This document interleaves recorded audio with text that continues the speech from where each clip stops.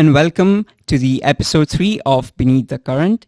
We have Dana Lacosse from OSAP this time. Hi Dana, welcome to the podcast. Thank you for coming here. And also we have Shannon behind the scenes working the tech stuff for us this time. Thank you for that, Shannon. Anytime. All right, so Dana, would you like to tell us something about yourself, about your post here, what you do? Okay, so I've been at the college about 10 years now. I've done a couple different roles, and I've been doing the financial aid and OSAP job for about 2 years now. Wow, okay. And what are some of your responsibilities and duties that you do in day to day? A lot of monitoring the OSAP work queues, reviewing student documents. We also review bursary applications and scholarships. Oh, okay.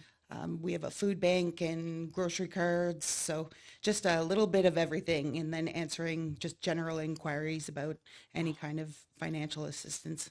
Okay, so we have some questions for you here that you would be perfect for us to answer. So could you provide a brief overview of the Ontario Student Assistance Program and who is eligible to apply for it? So OSAP is a financial aid program that helps you pay for your college education. There's two different types of funding. So there are grants that typically you don't have to repay, and then loans that you would start repaying after you finish school. When you do an OSAP application, it automatically considers you for both, depending on what you're eligible for. Students also have the option to not take the loan if they just want the grant money. So once the application is approved, they can decline to take any of the loans, so then they don't have debt when they're done. Right. And as far as I know, international students are not eligible for this program. No, to be eligible, it's only for Ontario residents who are either Canadian citizens, permanent residents, and protected persons. Okay. And what is the typical timeline for OSAP applications, and when should they start the application process for the fall semester?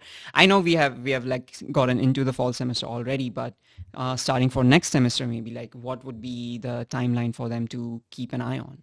So for the OSAP, the application, you only have to do one per year. So typically it'll come out in the spring for that year, which would cover the fall, winter, and spring semesters. Okay.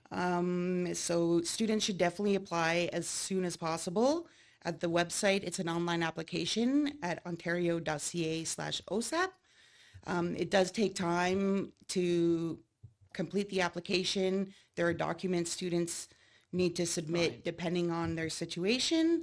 There's only one financial aid person in Cornwall, one in Brockville, and 3 in Kingston. So it depends on the volume of work to deal with. That makes sense. Yeah, so I would definitely say try to do it like earlier in the spring, but like August would probably be the latest you want to do that. Okay, but could students still do it in, let's say, December if they are starting in January? So students, you can apply. So if your study period was, say, September till April, you can still apply for OSAP up to 60 days before you're done in April. Oh, okay, that's really good to know. Yeah, It's but really you good just to have to know. make sure that all of the documents that you need to submit are done 40 days before the end of the study period.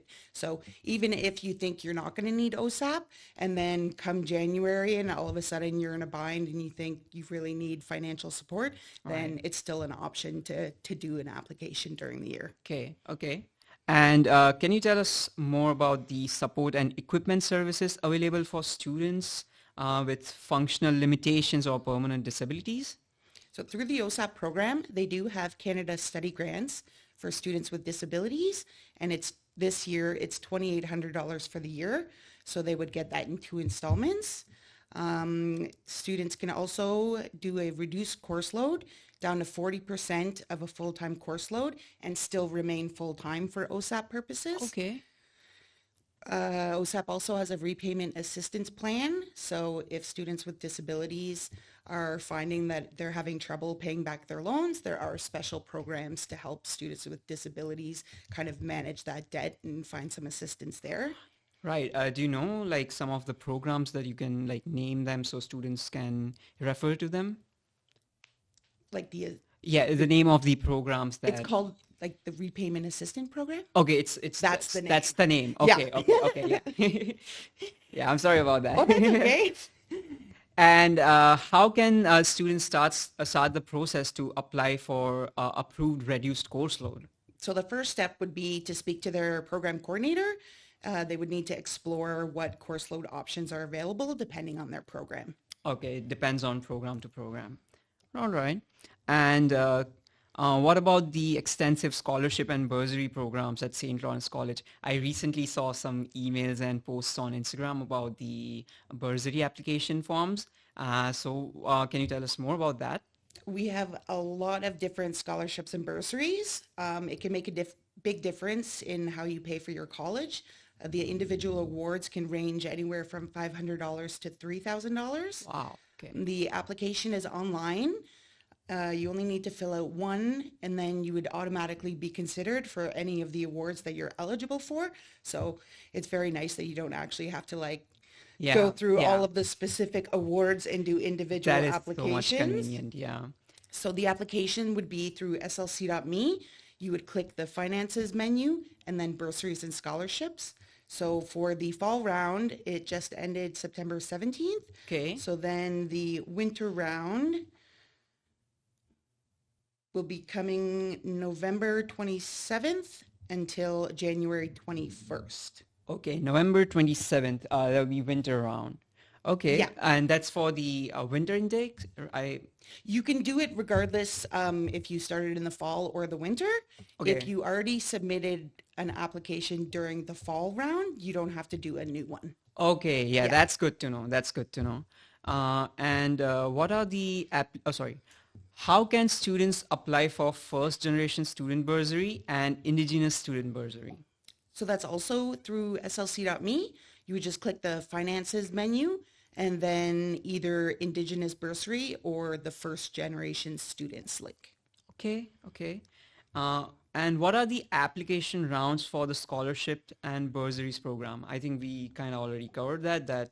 I will just Yeah. mention that the first generation bursary is a separate application. So that one actually is only open in the winter term, and students have to apply for that separately than the mass application. Okay, okay. So that goes separate. Yep. And again, the same thing going through slc.me and the Yep. And then finances. finances first generation students. Perfect. And yeah, again, what are the applications? 4 types of merit-based scholarships for either future or current international students that have a value of up to $1,000 Canadian. That's also a separate application link. So you would go to the finances, scholarships and bursaries, and then there's a specific icon for Right. international awards. So you would click that. They also have different rounds of considerations. So for the fall, it would be August 1st is the deadline.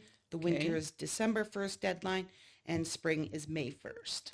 Okay. And is it the same for this one as well? Do students have to apply again for each semester, or once they apply, their application is in the system? Those ones are a little different depending on the award because there's an entrance scholarship. So that would be for students who have been accepted into the college but haven't started yet. Okay. So they would want to apply for the August 1st date. There are also experience scholarships, which students would be able to apply for at any time. Right. So that's for students who graduated at Canadian high school, college, or university other than St. Lawrence College. Okay. And there's a St. Lawrence College loyalty scholarship for international students who are planning on take 2 different programs. That one you would have to at least complete your first semester of the initial program and already paid the deposit for the second program. So that's Okay. when you would apply for that one. Is there like a requirement for what a program should be like? Should it be like a 1-year program, a 2-year program? Are there any limitations on that? I believe you would probably want to speak to the international department Okay. to figure out like how that works with the study visas. And Right. I believe there's probably different program lengths Yeah. that would be Yeah. impacted by that. Okay. Yeah, that makes sense.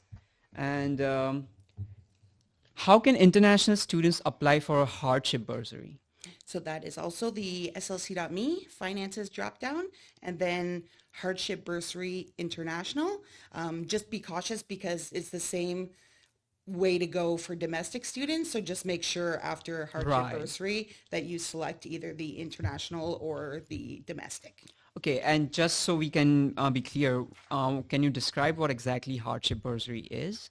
So a hardship bursary is just students who have already exhausted all of their financial resources. So they've already applied for OSAP, they've Yeah. applied for scholarships, other bursaries, perhaps student lines of credit and student loans, and are still finding themselves really short on money.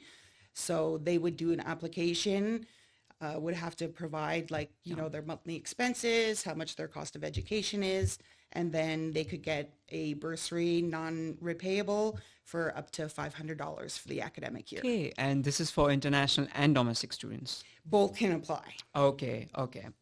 And are there any external agencies and companies that offer bursaries, scholarships, and awards to SLC students? We do have quite a few. So if you go to the scholarships and bursaries page, there's a list of about almost 10 different agencies. So those ones that are specifically listed, there's a drop-down menu, and you can explore like what the eligibility criteria is, the deadline, and it'll have a link to the agency. And then on that page, there's also a couple external links to just kind of databases of different awards, such as Scholarships Canada. So that would just be a big database of a variety of awards. So Okay, okay. And how can students inquire about their eligibility for these external awards? you can look at the details that we posted. However, definitely recommend going to the actual agency's website and specifically read their criteria and deadlines. And those websites would be listed on the... Yeah. Yeah, okay. Yeah, you can access that throughout page. Okay. And do you know about the employment opportunities available for students at SLC? Yes, so we offer student employment opportunities on each one of our 3 campuses. Students can earn money and gain valuable work experience. They can work up to 12 hours a week, and it works around the student's class schedule. So it's definitely very that is very convenient for students to be able to work around their schedule, and it's on campus, so then you don't have travel time, etc. Oh, I know. And you definitely, there's a higher focus on being able to commit to your studies first, and then academics do come first. Yeah. Yeah. Do that first and then still be able to earn money, and hopefully it's a little easier of a process for our students. I personally love that program. I love that SLC provides such opportunities for all the students. Actually, I've seen a lot of students come to me and asking me if they have opportunities available for SLC students, and I always guide them to the student jobs page. I'm like, always keep checking them. You might find something. So usually in Cornwall, we typically have the library assistant, IT service desk assistant, and student athletics assistant. Right. Sometimes there's a recruitment position, so it just depends on the individual needs of the departments for what they hire. Okay. And how often do these positions open up? Every semester. If there's a need in the department, then the jobs get posted. Okay. Usually around the beginning of the semester. All right. That's good to know. And what should students do if their tuition is being paid by a third-party organization? So they would contact the third-party organization and get a letter. The letter would have to indicate the information about the student and any items that the sponsor doesn't cover.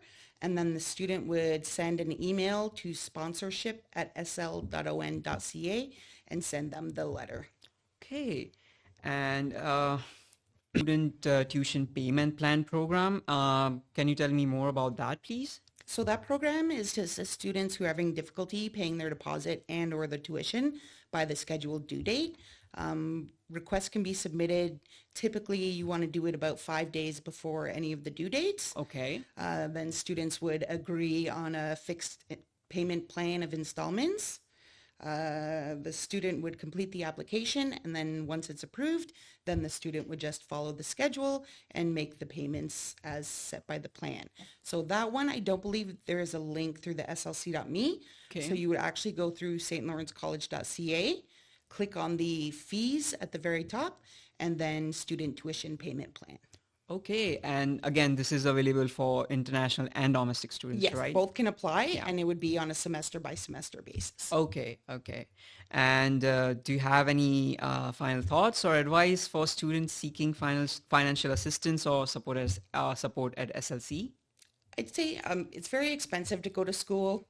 Yeah. I did 2 programs, so I know. So definitely try to access any financial resources you can, especially things like bursaries and scholarships and grants, because that you wouldn't have to pay back. So try to every year do those applications just to get whatever funding you can. I'd also like to mention that OSAP calculates how much you're getting for funding based on the information that's in your application. So when you're doing it, just make sure everything's, carefully reviewed and correct, because a small change could make a difference in thousands of dollars for how you're getting. But if you have questions about any of the questions you answered or the calculation of the funding, definitely students can reach out to me to have a review with Okay. it. Can you give some contact information for students to reach out to? My email address is osapc@sl.on.ca, or I can be reached by phone at 613-933-6080, extension 2722. My office is inside Student Services, and I'm typically on campus 8 a.m. till 4 p.m. Monday to Friday. Thank you, Dana. Would you like to give a shout out to anyone? I just say I hope that all of the students are having a wonderful semester, and hopefully they're getting into the swing of things and it's starting to be a little more relaxing. That is so sweet of you. Thank you, Dana, for doing the podcast with us today. You're very welcome. Thank you for watching, everyone. We'll see you at the next episode.